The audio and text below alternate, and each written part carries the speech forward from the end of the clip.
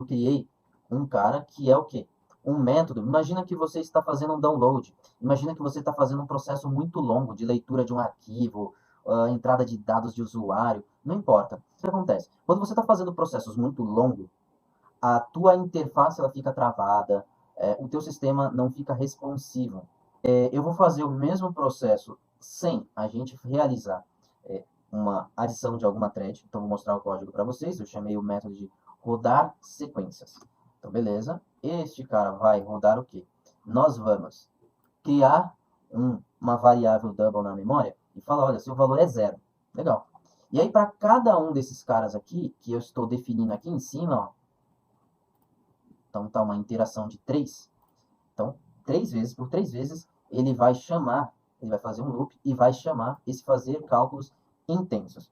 Se você for lembrar, esse fazer cálculos intensos é um código bem burrinho, aonde eu estava com esses dados aqui, ó, estava com esse valor, e aí eu fazia um loop em cima dele, na verdade esse valor não, esse resultado, e aí eu fazia um loop em cima do max value do int, e saía dividindo. Uma coisa nonsense, não tem sentido nenhum. Isso aí era só para aprender a nossa thread. Por exemplo, se eu rodar agora, vocês vão ver. Deixa eu só ver se eu... acho que ele tá com... Ele vai rodar o cara correto. Então, beleza, ó. Eu tô criando uma linha aqui, aonde eu falo, ó, roda um. Depois que você terminar de fazer todos os cálculos, roda o outro 3 vezes. Então ele vai pro 0, 1, 2. Se demorar muito, eu nem vou deixar, tá? Isso aqui é mais para vocês depois terem como base, ó, ele tá fazendo vários mesmos cálculos, os mesmos. Então você imagina aí que você tá, sei lá, você criou um sistema que você tá fazendo uma renderização de um vídeo. Você tá fazendo um processo que demora. Ponto. É isso, um processo que demora. Legal. Deixa ele terminar, que ele só falta o número 3 mesmo. Mas podia ser um pouquinho mais rápido, né? Legal. Ó, então ele está falando aqui, ó, o resultado é 30, porque na realidade, no final das contas, eu pego o resultado e printo. Eu vou somando a cada resposta desse fazer cálculos intensos. E esse fazer cálculos intensos, por mais que ele faça todos esses cálculos, no final da conta, esse resultado é zero, e ele soma mais 10, então sempre vai retornar 10. E é importante essa informação vocês manterem para a gente começar a ver o resultado de como se atua com as threads. Por quê? Vocês viram aqui, nós tivemos 51 milissegundos. Então aqui, ó, se nós formos ver, demorou 51.806 milissegundos. Deixa eu... 51.806 milissegundos, beleza? Esse foi o tempo que, sem thread, sem nada, foi o que ele demorou. As threads são mais rápidas? São. Se você parar para analisar, com a quantidade de cores que você tiver na sua máquina, ele pega e ele, quando você cria threads, ele passa várias threads, o seu método a ser executado por outras threads. E não fica na thread principal, aquela que subiu a tua aplicação. Então, o teu código ele ligeiramente fica mais rápido se você for parar para analisar. Mas essa é uma informação importante. Vocês têm que tomar muito cuidado, né? Porque você tem um loop que você sai à torta e à direita criando threads, tá bom? Então agora eu vou fazer o mesmo processo, só que vejam só, vamos ver como é que está aqui o rodar tasks. No rodar tasks, ele também vai fazer atribuição, fazer cálculos aqui, ó. Só que dessa vez eu vou criar um array de tasks, e aí eu vou introduzir para vocês aqui este nome agora, ó, task. Tradução, ao pé da letra, tarefa. Então nós temos uma tarefa aqui. Esse é um objeto. Agora, eu apresentei na última aula alguns meios da gente trabalhar com threads e multithreads. Quando a gente fala multithreads, trabalhando com thread, basicamente a gente já está trabalhando com multithread. Porque por baixo dos planos tem uma thread executando, que é a thread principal, que está executando que já está executando o teu sistema. Você deu um play, o Windows veio aqui, se eu der um play, ele vai atachar um cara, ele vai criar um cara, e aí vão ter algumas threads envolvidas, inclusive a thread principal. Essa thread principal é a que está atuando com o teu projeto. E aí, no meu caso, eu fiz um cálculo aqui que me demorou 51 milissegundos. Demorou pra caramba. Agora, o que eu quero fazer? Como eu vou executar por 3 vezes, né, o mesmo código, eu posso fazer o quê? Eu posso, agora que eu estou ensinando, ou eu estou apresentando um cara novo, que é a task, ou seja, uma tarefa, que é basicamente, olha só, ele está dentro do system.threadings.tasks. Ou seja, tudo que estiver dentro do systems.thread, threading, a gente está atuando com threading. tá? Então, nós estamos controlando como estamos atuando com o nosso sistema. Legal? Então, o que a gente vai fazer? Vamos ler o código aqui. Eu vou criar um array de threads e vou fazer um loop. Dentro desse loop, eu vou executar a nossa thread. Se você lembra da nossa aula de delegates e de lambda, você vai ter familiaridade com essa chamada aqui, ó.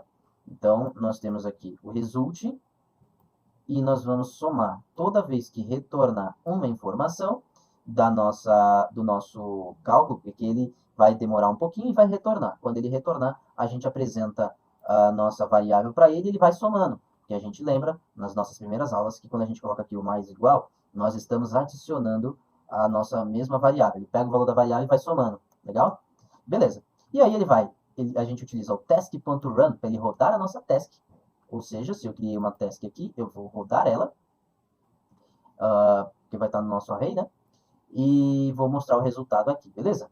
Dito isso, vou dar o play e vamos ver como é que vai se comportar o nosso código.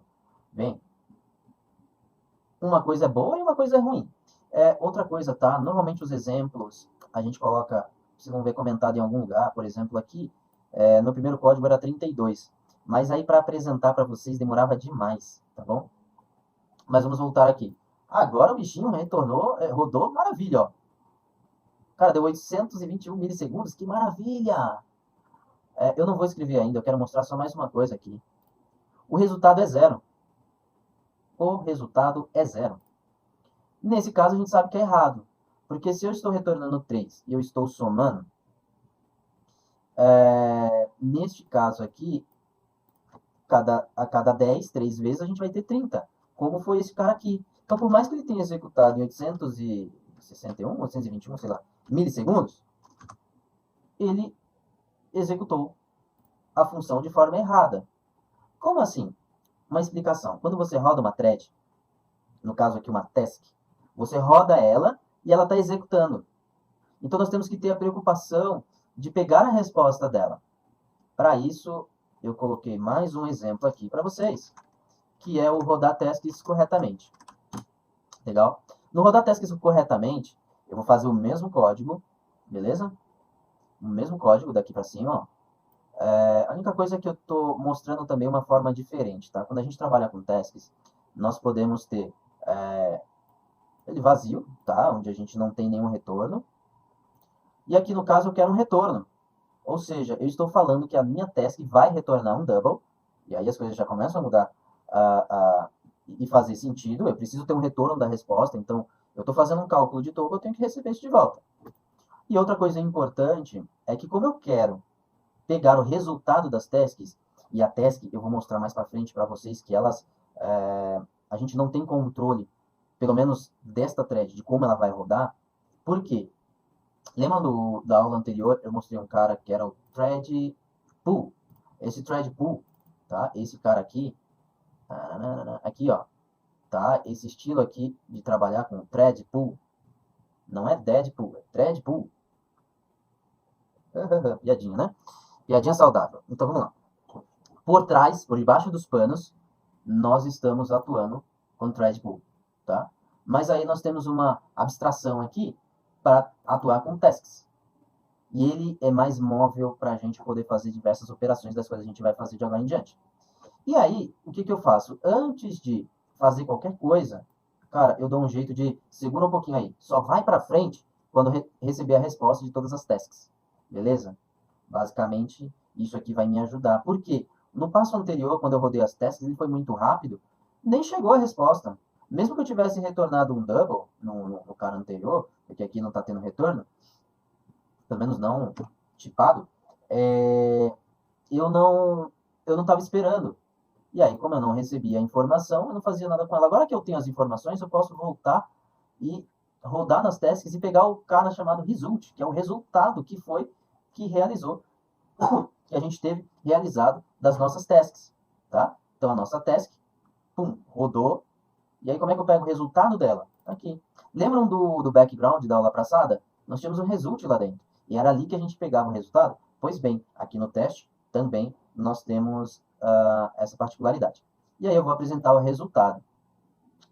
Por mais que aqui tenha sido rápido, aqui não vai ser tão rápido quanto o anterior. Por quê? Porque agora a gente vai esperar todas as threads terminarem. E aí, quando elas terminarem, aí eu vou ter a resposta. Pô, mas por que eu deixei esse aqui, ele demora um pouquinho mais. Mas por que isso? Porque ele está esperando as threads anteriores terminarem para depois ele pegar o resultado. Ó. E agora que ele terminou, todas terminaram, pega o resultado de todas elas e soma. Basicamente é isso que a gente fez. Ele deu o resultado correto, que é 30, que era o que a gente esperava. Vou colocar aqui agora essa informação, né, que é 18591. Vamos dar uma olhada aqui, ó. Será que colou? Não colou, então vou escrever. 18591. Legal? Esse foi o tempo em milissegundos que ele demorou. Se a gente olhar para o exemplo sem thread, da tasks, demorou 18 milissegundos, enquanto antes, sem as tasks, demorou 51 milissegundos. Diferença grande para quando você está atuando com sistemas que demoram para processar cargas. Aí, dito isso, eu posso mostrar mais um cara para vocês, que é o rodar parallel for. Rodar parallel for é o nome do método que eu criei para apresentar o parallel for. O parallel, ele é meio feio falar paralelo, mas é o paralelo, né? É uma feature, é uma classe que deixa você executar processos em paralelo. O conceito é o mesmo das threads e dos tasks, mas ele tem algumas pegadas um pouco diferentes, tá? Eu não vou nem me aprofundar muito, mas imagina que você está fazendo um loop, um for normal aí, né? De repente você pega aqui um loop, ó, você fala for int i blá blá blá blá. Ele está fazendo também a mesma coisa, ó. Então, de 0 ao número de interações que você, aqui em cima, que eu estou fazendo. Ah, só que aí eu passo agora um, um corpo do qual a gente vai estar rodando. Por exemplo, aqui, eu vou fazer os cálculos, vou retornar. Então, esse fazer cálculos, vocês lembram, né? Que é aquele cara que eu deixo ele fazendo um monte de divisões malucas. Vou printar aqui na tela e vou mandar o resultado. Nesse caso, acredito que vocês já tenham notado que a gente vai ter o mesmo problema que a gente teve no exemplo anterior. Mas vamos dar uma olhadinha aqui. Deixa ele rodar. Será que eu não coloquei um console aqui?